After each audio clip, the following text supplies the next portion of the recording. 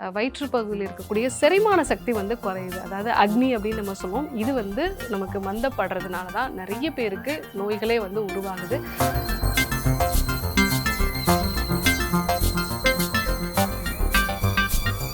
அப்போ நம்ம வயிற்று பகுதியில் புரோட்டீனை செரிக்கக்கூடிய பெப்சின் மாதிரியான என்சைம்ஸ் வந்து எந்த அளவு சுரக்கணும் அப்படிங்கிற ஒரு சிக்னல் வந்து நம்ம வயிற்றுக்கு போயிடுச்சு அப்படின்னா நமக்கு மந்தத்தன்மை வந்து உருவாகுது.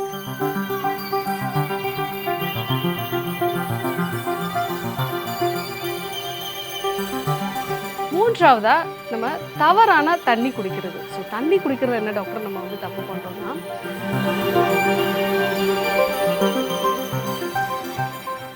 அன்பான வணக்கங்கள். நான் ஸ்ரீவர்மா மருத்துவமனையின் மகளிர் சிறப்பு மருத்துவர் ஜெயரூபா. இந்த நாள் இனிய நாளாக அமைய என்னுடைய மனமார்ந்த வாழ்த்துக்களும் பிரார்த்தனைகளும். அன்றாட வாழ்க்கையில நம்ம செய்யக்கூடிய இந்த 6 தவறுகள் தான் செரிமானம் சார்ந்த பிரச்சனையை வந்து உருவாக்குது. யாருக்கெல்லாம் செரிமானம் சார்ந்த பிரச்சனைகள் வந்து உருவாகுதோ அவங்களுக்கு ரொம்ப சீக்கிரமா சர்க்கரை வியாதியோ ரத்த அழுத்தமோ ஈவன் புற்றுநோய் வரதுக்கு கூட இதுதான் ஆரம்ப கட்ட அறிகுறியாக இருக்குது. ஸோ இந்த தவறுகளை நம்ம அவாய்ட் பண்ணிட்டோம் அப்படின்னா செரிமானம் சார்ந்த பிரச்சனைகள் வராமல் தடுக்கலாம். நம்ம ஒரு ஆரோக்கியமான நபராகவும் வந்து மாறலாம். ஸோ ஏன்னா நமக்கே தெரியாமல் இந்த தவறுகளெல்லாம் வந்து நம்ம ரெகுலராகவே வந்து பண்ணிகிட்ருக்கோம். ஃபஸ்ட்டு இதில் என்ன தவறு பண்ணுறோம் அப்படின்னா, ஃப்ரிட்ஜில் வச்சு ரீஹீட் பண்ணக்கூடிய உணவுகள். ஸோ இந்த உணவுப் பொருட்களை சாப்பிடும்போது நம்மளுடைய வயிற்று பகுதியில் இருக்கக்கூடிய செரிமான சக்தி வந்து குறையுது. அதாவது அக்னி அப்படின்னு நம்ம சொல்லுவோம். இது வந்து நமக்கு மந்தப்படுறதுனால தான் நிறைய பேருக்கு நோய்களே வந்து உருவாகுது. ஸோ பழைய உணவுகளை ஃப்ரிட்ஜுக்குள்ளே வச்சு திருப்பி நம்ம ரீஹீட் பண்ணி வந்து எடுத்துக்கிறது இன்னொரு முக்கியமான தவறுகள் வந்து நம்ம பண்ணுறோம். ஸோ அதாவது ஒரு வாரத்துக்கு தேவையான மாவை வந்து நம்ம ஃப்ரிட்ஜில் வச்சுட்டு அதை அடிக்கடி வந்து எடுத்து நம்ம வந்து வெளியில் வச்சு நம்ம ஒரு ரூம் டெம்பரேச்சருக்கு கொண்டு வந்து திருப்பியும் வந்து ஃப்ரிட்ஜுக்குள்ளே கொண்டு போய் வைக்கிறோம். ஸோ இந்த மாதிரி நம்ம வைக்கும் பொழுது அதில் இருக்கக்கூடிய புளிப்புத்தன்மை வந்து ரொம்ப அதிகமாகுது. இது செரிமானத்துக்கும் ரொம்ப அதிகமான டைம் வந்து எடுத்துக்கிறது. நிறைய பேர் சொல்லக்கூடிய விஷயம், டாக்டர் இந்த புளிச்ச இட்லி தோசை சாப்பிட்டாலே எனக்கு 4 நாளைக்கு செரிமானம் வந்து சரியாக இருக்கிறது இல்லை. அதே மாதிரி ஃப்ரிட்ஜில் வச்சு நான் ரீஹீட் பண்ணுற உணவை சாப்பிட்டேன் அப்படின்னா அடுத்து எனக்கு வந்து 2-3 நாள் வயிறு எப்போவுமே மந்தமாக இருக்குன்னு சொல்லுவாங்க. ஸோ இந்த ஒரு தவறை எல்லாருமே வந்து பண்ணுறாங்க. இதை தான் நம்ம வந்து அவாய்ட் பண்ணணும். ரெண்டாவது விஷயம் என்ன அப்படின்னா, சமைச்ச உணவும் சமைக்காத உணவையும் சேர்த்தே வந்து எடுத்துக்கிறது. இப்போது நம்ம சமைச்ச உணவு அப்படின்னா அது செரிமானம் ஆகிறதுக்கு ஈஸியாகவே வந்து நமக்கு செரிமானம் ஆகிரும். அந்த டைமும் வந்து ரொம்ப கம்மியாக இருக்கும். நம்ம ஒரு குழஞ்ச சாதம் வந்து சாப்பிட்றோம், அது கூட வந்து ஒரு பருப்பு சேர்த்து சாம்பார் வந்து சாப்பிட்றோம் அப்படின்னா அது 2 மணி நேரத்தில் வந்து நமக்கு செரிச்சிடும்.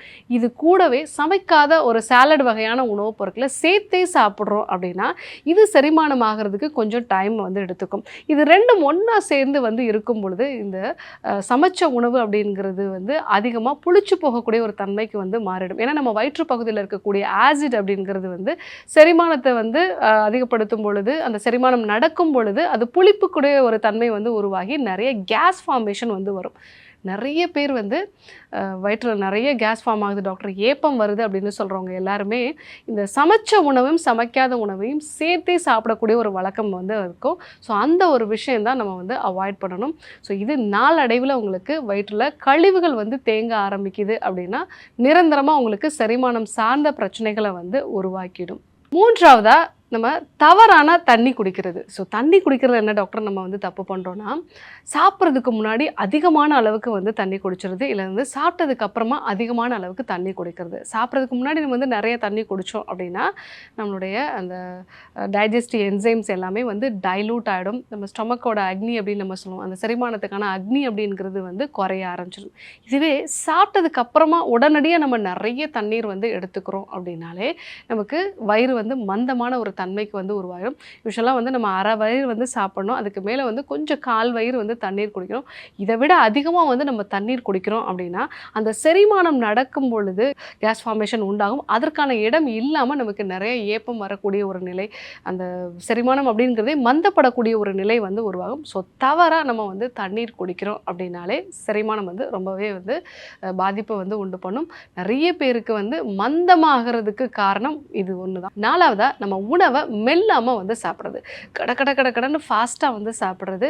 ஸோ அந்த மாதிரி நம்ம ஃபாஸ்ட்டாக வந்து நம்ம சாப்பிட்டோம் அப்படின்னா நமக்கு அந்த உணவை செரிமானத்துக்கு தேவையான அந்த என்சைம்ஸ் எல்லாமே வயிற்றில் வந்து சரியாக வந்து சுரக்காது.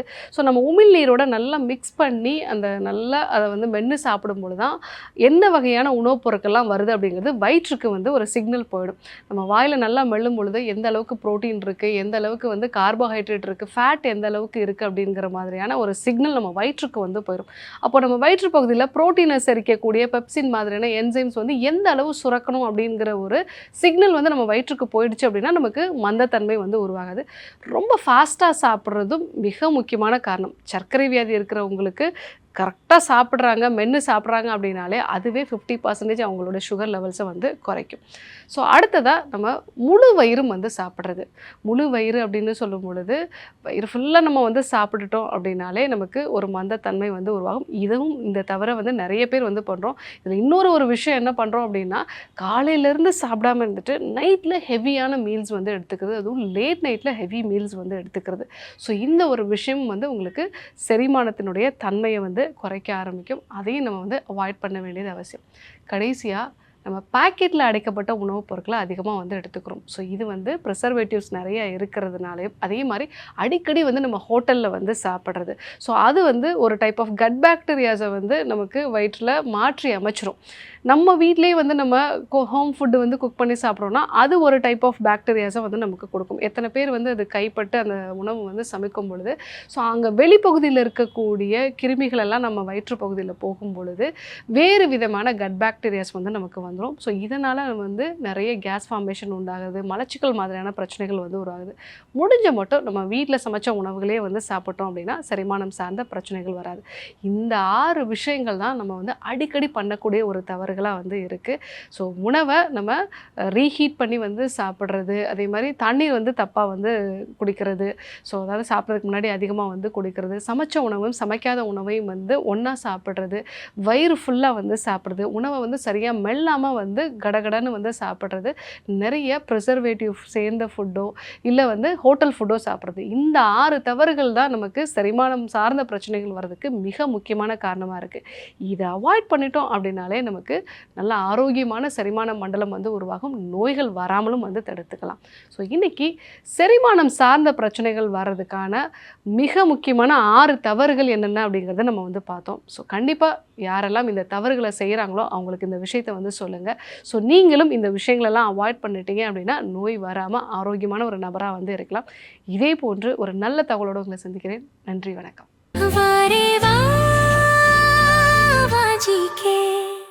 Dr. Srivarma's Vagicare, his wellness for her happiness. Sreevarma ஆயுர்வேத மருத்துவமனையின் வெல்னஸ் குருஜி அவர்களை பிப்ரவரி 3ஆம் வாரம் 16ஆம் தேதி திங்கட்கிழமை கோடம்பாக்கத்தில் காலை 6 மணி முதல் இரவு 9 மணி வரையிலும், 17ஆம் தேதி செவ்வாய்க்கிழமை திருவள்ளூரில் காலை 6 மணி முதல் மதியம் 2 மணி வரையிலும், 18ஆம் தேதி புதன்கிழமை மதுரையில் காலை 10 மணி முதல் மாலை 4 மணி வரையிலும், 19ஆம் தேதி வியாழக்கிழமை நாகர்கோவிலில் காலை 7 மணி முதல் மாலை 4 மணி வரையிலும், 20ஆம் தேதி வெள்ளிக்கிழமை திருநெல்வேலியில் காலை 7 மணி முதல் மாலை 4 மணி வரையிலும், 21ஆம் தேதி சனிக்கிழமை மதுரையில் காலை 6 மணி முதல் மாலை 6 மணி வரையிலும் நேரில் சந்தித்து மருத்துவ ஆலோசனை மற்றும் ஆசி பெற தொடர்பு கொள்ள வேண்டிய தொலைபேசி எண்கள் 9509466634. முதுகு வலியா, மூட்டு வலியா, கை கால் நீட்ட மடக்க இயலாமையா, அறுவை சிகிச்சை இல்லா குணம், ஆயுட்கால நிவாரணம். டாக்டர் ஸ்ரீவர்மா PCR, மகாராஜா தைலம் அனைத்து மருந்து கடைகளிலும் கிடைக்கும். ஆச்சாரியா டாக்டர் ஸ்ரீவர்மா அவர்களும் வெல்னஸ் குருஜி அவர்களிடமும் நேரடியாக பயிற்சியும் ஆசியும் பெற்ற doctor Hemala Thiruvallur, doctor Anis Fathima Ambattur, doctor Anitha Kodambakkam, doctor Jeyarupa Manapakkam, doctor Radha Velachery, doctor Jayakanthan Pondicherry, doctor Hasini Tiruvannamalai, doctor Saraswathi Salem, doctor Suryabharathi Trichy, doctor Abirami Thanjavur, doctor Abina Movisha Madurai, doctor Jabaseen Nagercoil, doctor Malathi Coimbatore, doctor Sonali Hosur, doctor Guna Apsara Bangalore, doctor Navneeth Hyderabad, doctor Siddhanar Mumbai. அனைத்து நோய்களுக்குமான குணம், ஆரோக்கியம் தரும் மருத்துவர்கள் டாக்டர் ஸ்ரீவர்மாஸ்.